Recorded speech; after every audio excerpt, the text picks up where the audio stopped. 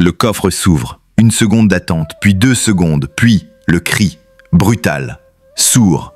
Un des policiers recule, la main sur la bouche. Les autres restent figés. Et dans ce silence qui se fracasse, la foule entassée sur le trottoir hurle comme un seul homme. Dans le coffre, 2 têtes humaines, soigneusement enveloppées dans du tissu blanc encore imbibé de sang frais.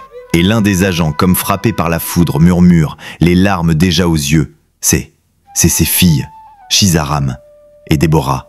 Un vent glacial souffle sur la scène. Le pasteur Enoch David, costume blanc immaculé, cravate rouge comme le sang, ne dit rien.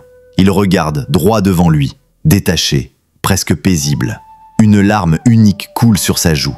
Il murmure seulement « Elles étaient tout ce que j'avais ». Avant de continuer, dis-moi en commentaire, dans quel pays regardez-vous cette vidéo? Enoch David est né à Lagos, au Nigeria, mais c'est à Rouen, en Normandie, qu'il a bâti son royaume. Il a 47 ans.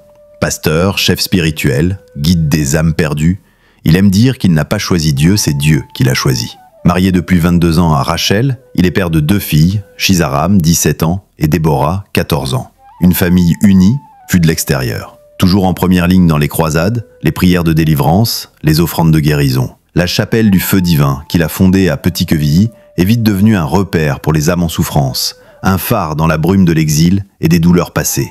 Mais depuis quelque temps, quelque chose cloche. L'homme, au sourire constant, devient parfois vide. Son regard s'égare. Il parle à voix basse, même dans ses sermons. Certains fidèles disent l'avoir vu pleurer seul dans sa voiture. D'autres jurent que ses filles ne vont plus à l'école, qu'on ne les voit jamais sortir. Rachel, sa femme, se montre distante, presque effacée. Et le pasteur, lui, se radicalise dans ses prêches. Il parle de feu, de sacrifice, de voix céleste. Alors la question s'installe. Une question que personne n'ose formuler tout haut. Jusqu'où est-il prêt à aller pour rester le serviteur oint aux yeux de tous? Ce soir-là, la chapelle du feu divin déborde. Plus de 300 personnes entassées dans l'ancienne salle des fêtes réhabilitée en temple. L'air est saturé d'encens et de chants. Sur l'estrade, Enoch David lève les bras au ciel. Sa cravate rouge se balance comme une flamme. Ses yeux sont clos, ses lèvres bougent sans bruit, à ses pieds des corps s'effondrent en transe. Une femme pousse un cri strident, un jeune homme tremble, les yeux révulsés, et tous scandent en boucle « Papa Enoch, homme de feu, Papa Enoch, prophète de puissance ». Mais dans la salle, au fond, quelqu'un ne prie pas, c'est Paul, son grand frère. Lui aussi pasteur, venu de Bruxelles pour le soutenir selon ses mots. En réalité, Paul observe, il ne parle pas, il scrute, les gestes, le ton, le regard. Puis, au moment de l'appel à l'autel, il se penche vers un autre frère. Il pousse trop loin, il veut briller, mais ce feu-là, ce n'est pas le feu de Dieu. Le soir même, dans les coulisses, Enoch tombe à genoux, ses bras tremblent. Rachel tente de le relever, mais il l'écarte. Il murmure entre ses dents, presque enragé, « Pourquoi eux et pas moi? Pourquoi leurs prières produisent des miracles? Et moi, rien. Je suis fatigué d'attendre. Dieu m'a oublié, Rachel. Il m'a oublié. » Elle reste figée, ne dit rien. Puis s'éloigne lentement, sans se retourner. Dans la pièce à côté, enfermée, Shizaram et Déborah dessinent en silence sur une table basse. La plus jeune lève les yeux vers sa sœur. « Tu crois qu'il va encore nous interdire de sortir demain ?» Un silence, puis Shizaram répond doucement. « Je crois qu'il a peur pour nous, mais moi, j'ai plus peur de lui. » Le jour suivant, Enoch quitte Rouen à l'aube. Il prend un vol pour Enugu, dans le sud du Nigeria.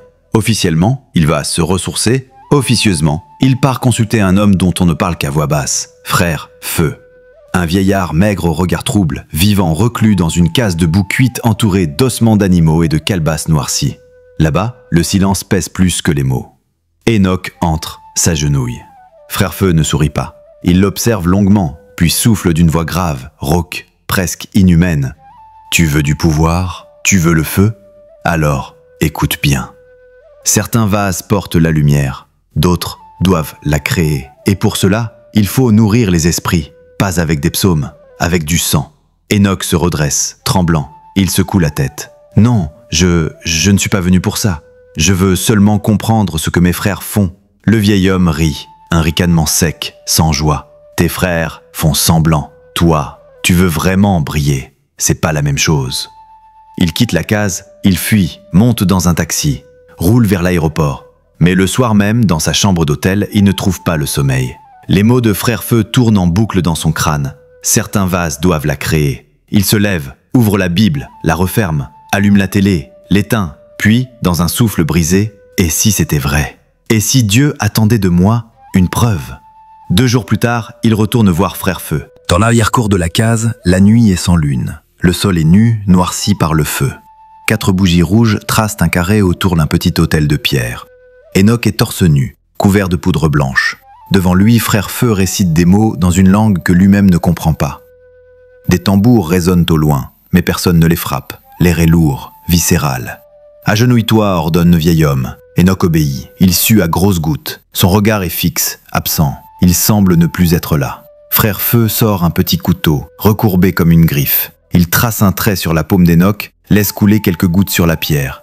Puis il pose sa main dessus et murmure « Ce pacte est vivant. Il respire. Chaque année, il demandera. Et tu devras donner. Pas n'importe quoi. Ce que tu aimes. Ce que tu protèges. C'est le prix du feu. » Un éclair frappe un arbre proche, sans pluie, sans nuage. Enoch tressaille. Frère Feu, lui, sourit pour la première fois.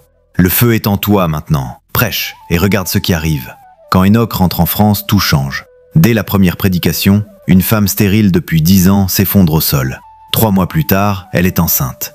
Un aveugle voit flou, puis clair. Une vieille dame clouée dans un fauteuil se lève et marche. Le bouche à oreille fait le reste. Les fidèles affluent, les dons explosent. Les médias évangéliques en parlent. Certains l'appellent déjà le nouveau prophète de l'Europe de l'Ouest. Mais chaque nuit, dans ses rêves, une voix revient. Grave, lente, inflexible. Le feu te regarde. Il a faim. Il veut encore. 1 année passe. Puis 2. Chaque fois qu'approche la date anniversaire du pacte, Enoch sent son corps se raidir. Les voix se font plus nettes. Une pression invisible s'installe, l'étouffe. Alors il s'exécute. Une fois, un cousin qu'il adorait meurt dans un accident étrange. Une autre, c'est un chef de chœur retrouvé pendu dans la sacristie. Toujours des morts silencieuses, des départs discrets. Il prie ensuite avec ferveur, comme pour effacer les traces. Et les miracles, eux, continuent. Mais l'année suivante, aucune offrande ne suffit. Les voix murmurent plus fort, elles exigent, elles nomment, elles répètent « Shizaram »,« Déborah ». Enoch s'effondre dans son salon, seul. Il hurle, il supplie, il jeûne des jours entiers, mais rien n'apaise la soif. Alors il prend une décision glaçante. Un soir, il réunit sa famille à table. Il sourit, parle de jalousie spirituelle, d'attaques démoniaques, de l'importance de la protection divine. Il leur annonce que ses filles ne sortiront plus, qu'elles vivront désormais recluses dans la présence de Dieu. Rachel, livide, ne répond rien. Elle baisse les yeux, elle sait, ou plutôt, elle sent. Les semaines passent, les volets restent clos. Shizaram, d'habitude volubile, devient muette. Déborah maigrit. Les repas sont servis à travers une petite trappe, comme en quarantaine. Enoch les visite parfois, leur parle de psaumes, leur impose les mains. Elles ne protestent plus, elles attendent. Mais quoi ? Elles-mêmes ne savent plus. Et pendant ce temps dehors, les fidèles chantent, dansent, crient au miracle. Ils lèvent les bras, pleurent de joie, embrassent le sol où Enoch a posé le pied. Certains rêvent de l'installer à Kinshasa, à Montréal, à Atlanta. Il est prêt pour le monde, disent-ils. Mais dans sa maison, dans son cœur, quelque chose meurt chaque jour un peu plus. Un matin, le silence devient insupportable. Dans la pièce où il les garde, aucun bruit, ni pas, ni tout, ni soupir. Enoch hésite, la main sur la poignée. Il respire fort, les yeux fermés, puis il entre. Les 2 filles sont là, assises l'une contre l'autre sur le lit, les joues creuses, les yeux ternes.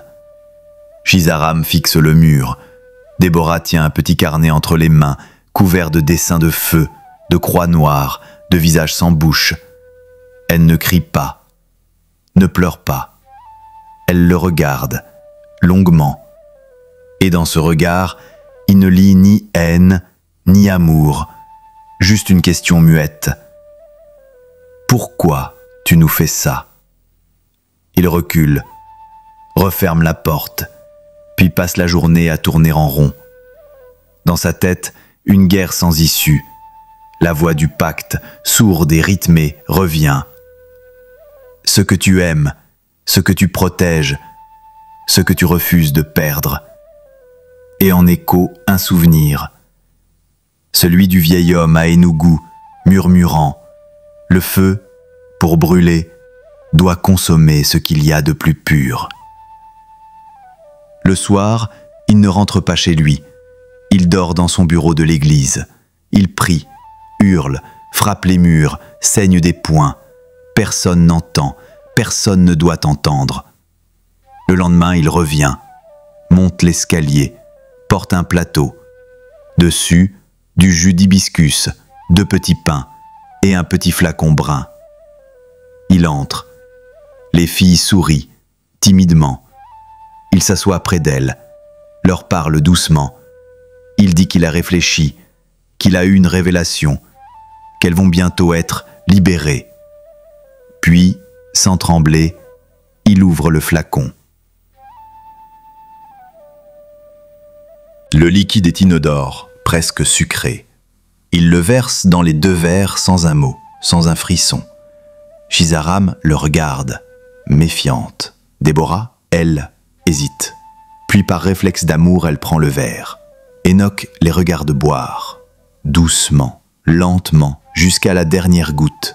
Quelques minutes passent, les corps tremblent, les mains se crispent, les lèvres deviennent bleues.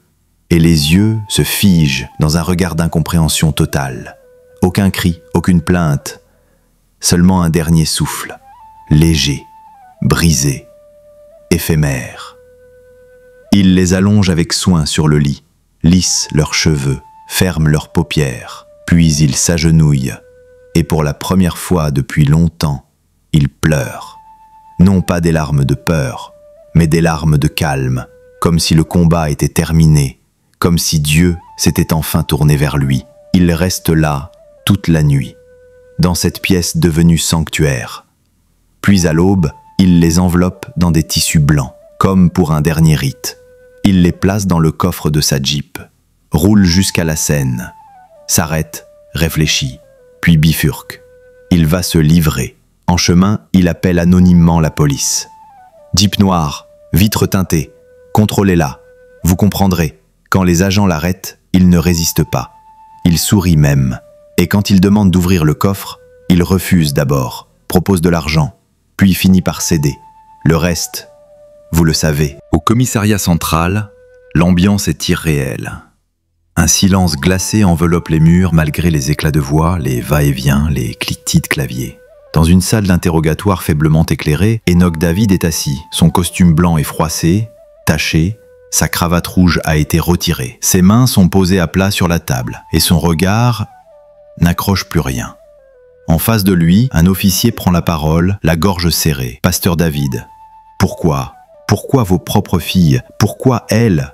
Enoch lève lentement les yeux, puis il répond d'une voix presque douce, presque paternelle. « Parce qu'elles étaient tout ce qu'il me restait. Parce que j'ai supplié Dieu et Dieu n'a rien dit. Alors j'ai fait ce que font les oubliés. J'ai offert ce que j'aimais le plus. » Il marque une pause, longue, insoutenable. « J'ai voulu briller, pas pour moi, pour qu'on croie, pour qu'on voit Dieu à travers moi. Mais il fallait nourrir les esprits, il fallait du sang. J'ai commencé par loin, puis c'est devenu proche. Puis elle, ses lèvres tremblent, ses yeux rougissent. Ce n'était pas de la haine, c'était de la foi, une foi tordue, oui, mais sincère. » Il s'effondre. Là, sur la table, ses sanglots sont lourds, hystériques, on entend ses ongles rayer le métal. 2 agents quittent la pièce, le visage livide. L'un murmure dans le couloir, il croit encore avoir servi Dieu.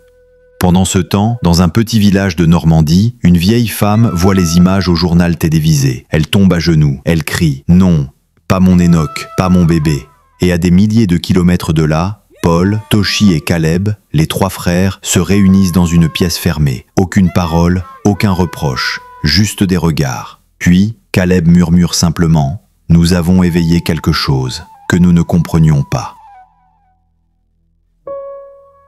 3 semaines plus tard, la chapelle du Feu Divin est scellée par la préfecture. Les volets ont été arrachés, les bancs empilés, l'estrade démontée, là où des foules tombaient en transe.